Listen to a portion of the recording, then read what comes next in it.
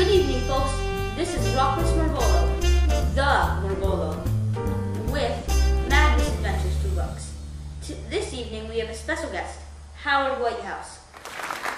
He wrote The Strictest School in the World. Welcome, Howard. How was your trip here?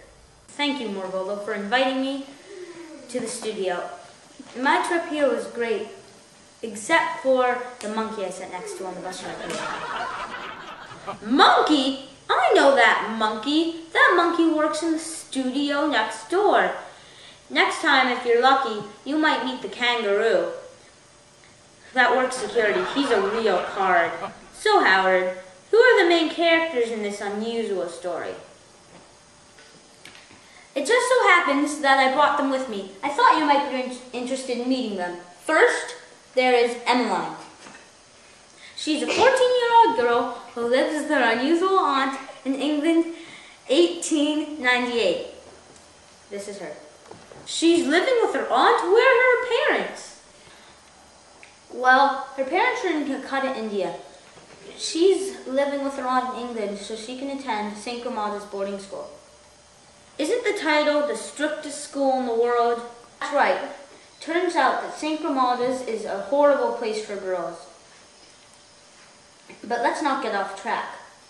I believe you are interested in learning a little bit about the main characters.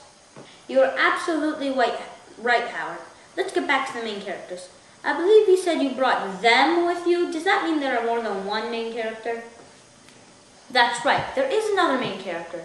This character is a very special boy, but not because of his unique thinking, but because of his unique bones, rubber bones. That's where he gets his name, Rubber Bones.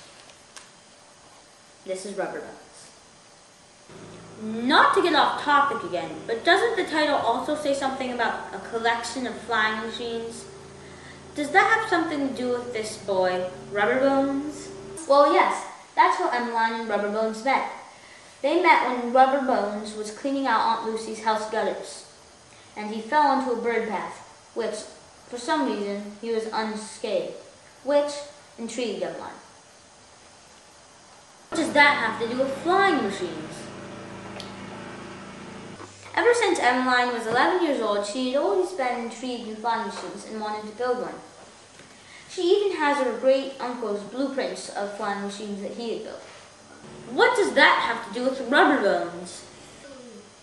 Wait just a second there, Rockless.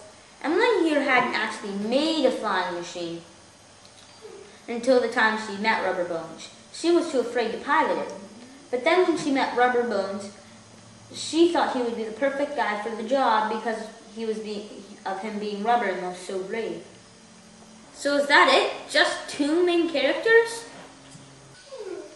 Well, there is another character that is quite helpful to Emmeline and Rubber Bones, but I wouldn't necessarily consider them a main character. This character is Stanley.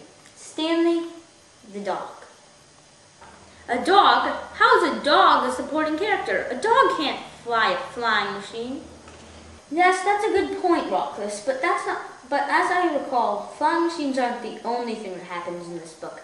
As you said earlier, Emmeline gets sent away to a horrible school, the strictest school in the world.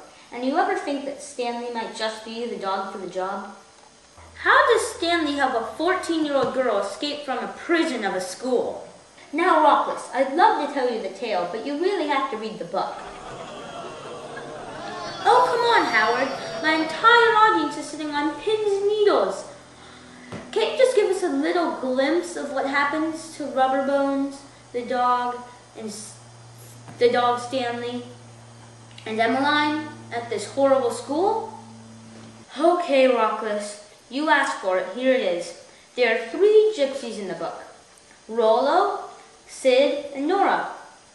There is also a box and a delivery truck. What? That's it? What does that have to do with Emmeline, Stanley, and Rubber Bones? Oh, fine. Stanley's a partly white dog. Rubber Bones has a hat that he wears all the time, and Emmeline thinks too much. What?